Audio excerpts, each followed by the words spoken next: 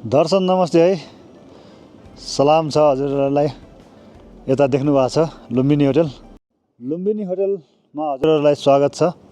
आउनु भए तापनि नआउनु भए तापनि र लुम्बिनी होटल चाहिँ यसपालि चाहिँ हिउँदैभरि बस्ने निर्णय गरेको छ। हजुरहरूलाई सेवा गर्न चाहन्छ र देख्नु भएको छ यहाँ उत्तरी हावा चलेर है यता दक्षिण उता उत्तर देखिराख्नु भएको छ हजुरहरूले। हावा निकै तगडा चलेको छ। यता हाम्रो नेपाल टेलिकमको टेक्निसियन साथीहरू आउनु भएको थियो र हावा अलिक कम लाग्ने बाटोमा राख्दा हावा कम लाग्छ भनेर मैले यता कुनातिर दुई पर्खालको बिचमा राखेको थिएँ। तैपनि उत्तरी हावा चलेको कारण यस्तो खतरा भएर जमेको छ। हेर्नु त यो हस पाइप यहाँ थियो है, लगभग 1 इन्ची सरेर यता आएको छ। अनि यो करक करक गरिरहेछ। यो नरम हुनुपर्ने जमेछ। तलको त कुरै नगरौँ, झन् पुरा चुहिएछ के। अनि अर्को गाडी झन् त्यसको झन् खतरा। यसको पनि यहाँ पुगिसकेछ। अनि कुलन हेर वाकेर यस्तो भएछ। कति गाह्रो भयो होला। होटलमा चाहिँ अहिलेसम्म केही परिणाम देखिएको छैन। यो हावा रोकेर घाम लागेपछि थाहा हुन्छ। कता कता पानी चुन्छ बग्छ पाइप फुटेर यस्तो हुने गर्छ क्या। यो यत्रो घाम लागिरहेछ तैपनि हात तिथ्याएर गाह्रो छ हजुर। के छ त तोलीहरू? ठिक छ दाइ, एकदम ठिक दाइ। चिसो बेसी छ। आफू सहरी चालक होइन? हजुर, सबरी चालक। अनि हो भाइ? होइन, टेक्निसियन सर। इन्जिनियर। यस सर। दाइ अनि हिमालयन ड्राइभरलाई फेरि एउटा सब्सक्राइबर बढेको छ। हजुरहरूले पनि सब्सक्राइब गर्नु होला।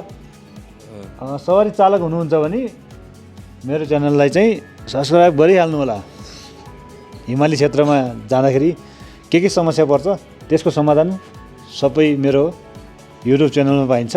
हिमालयन ड्राइभर म एक्लै छु। नयाँ एउटा च्यानल खोलेको छ। कसले रहेछ है हिमालयन ड्राइभरको च्यानल खोलेछ। तैपनि मैले जतिको महत्त्वपूर्ण भिडियो चाहिँ राख्दैन हो। अप्पर मुस्ताङ आउँदाखेरि त जसरी पनि सम्झिनु होला, अन्त जाँदा पनि सम्झिन सक्नुहुन्छ। भिडियो मार्फत धेरै समस्याको समाधान हुन्छ। जे हानि के हो इयरफोन लाग्छ मैले दाइ, त्यही भएर आवाज नआएको। सब्सक्राइब भइसकेको छ। हिमालयन ड्राइभरको नि हानिदिउँ न।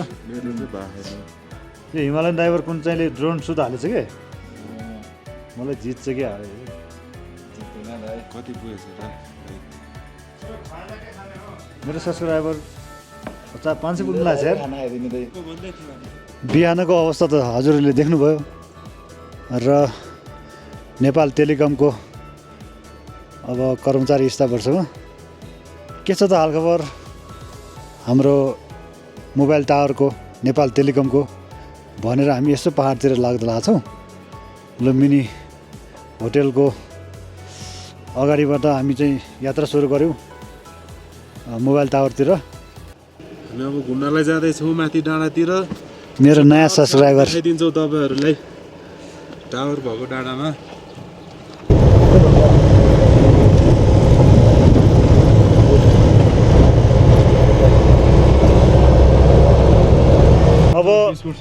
अब हिमालयन ड्राइभर चाहिँ परिपक्व हुँदैछ। अब आगामी साल चाहिँ यो मेकानिक मिस्त्रीलाई चाहिँ यतै ल्याउने भन्ने मेरो विचार हो। अब हाम्रो के हुन्छ, कार्यक्रम सफल होला नहोला, तर हाम्रो कल्पना चाहिँ योजना चाहिँ गरिरहेको छौँ। घर कहाँ अरे हाम्रो गुरुजीको? मेरो ओखलढुङ्गा सिद्धिचरण 7। यहाँ हाल चाहिँ यो एनटिसीको कामको लागि आइरहेछौँ। यो अप्पर मुस्ताङतिर एकदम घुम्न पाइरहेछौँ। तर लास्टै जाडो धेरै छ, तर पनि रमाइलो धेरै छ यहाँ।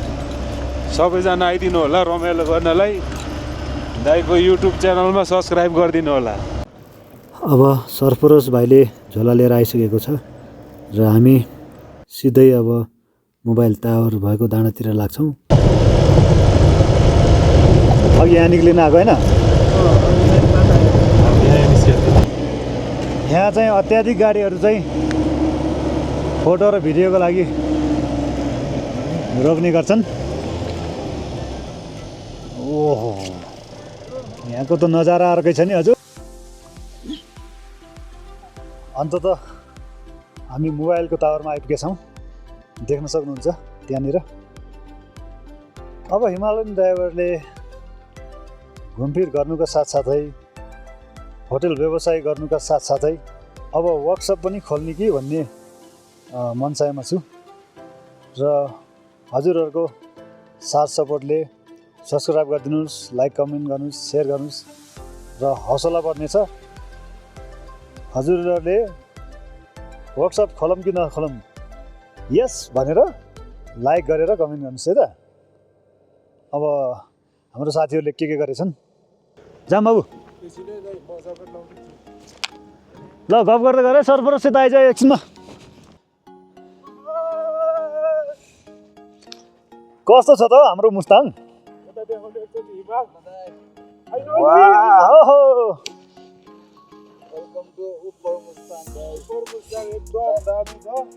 हाम्रो काम के हुँदैछ बाबु?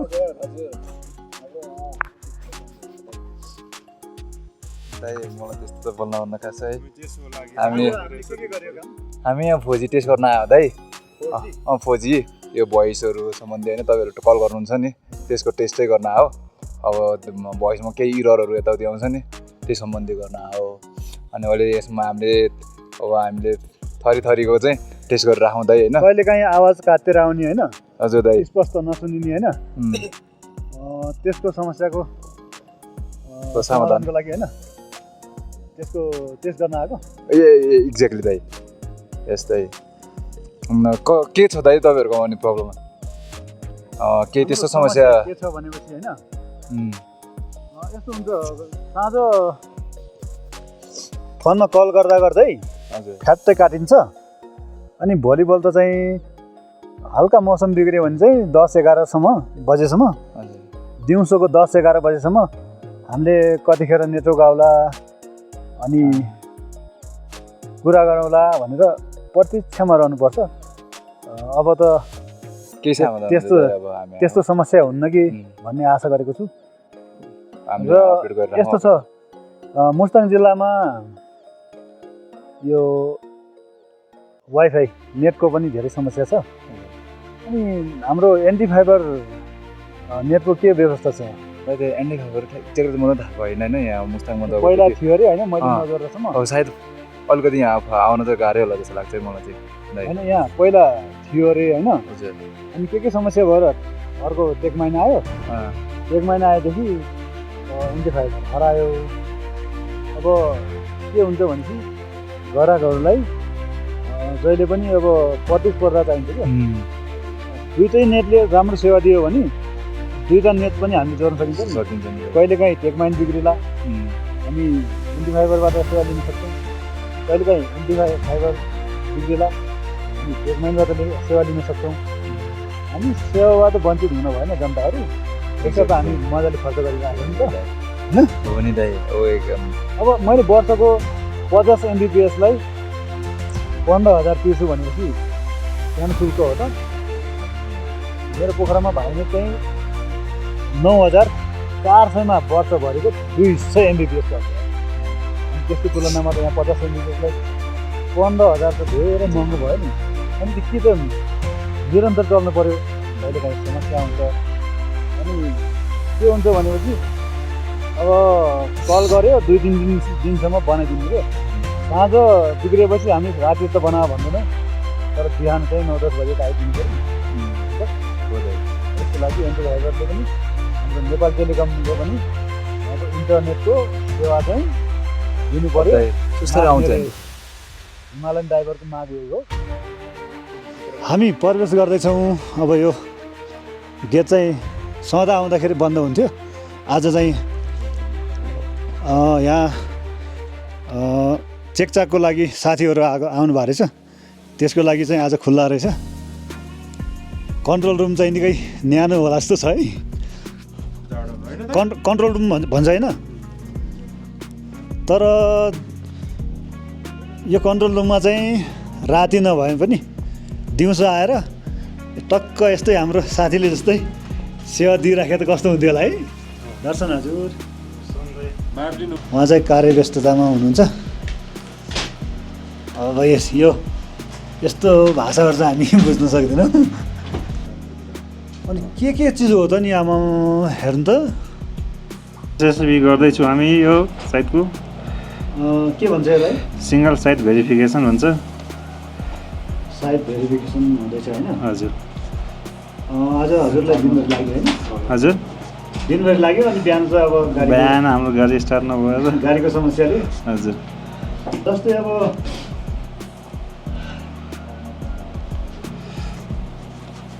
गाडीहरूको समस्याको समाधान मैले गर्न सक्थेँ होइन।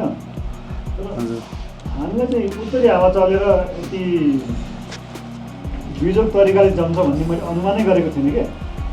त्यसको लागि हामीले चाहिँ केही गर्न सकेनौँ। भोलि चाहिँ त्यस्तो समस्या नहुने गरेर मैले जुगाड लगाउँछु। मेरो आफ्नो आइडिया हिमाली क्षेत्रमा गाडी चलाएको हुनाले मलाई हिमाली क्षेत्रको सबै कुरा गर्नुपर्छ। तर हामी के सोच्यौँ भनेपछि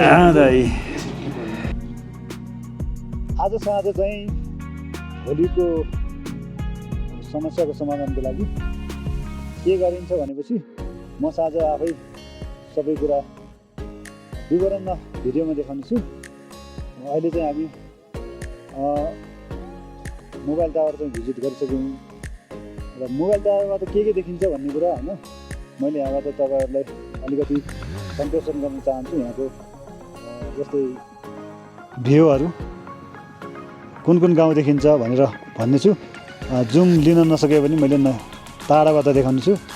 र ल सरफरोस भाइ अब जाम हामी यता डाँडातिर जाने अनि यहाँबाट कुन गाउँ देखिन्छ म देखाउँछु है त। देब्रेतिर छनु दाइँतिर खसेर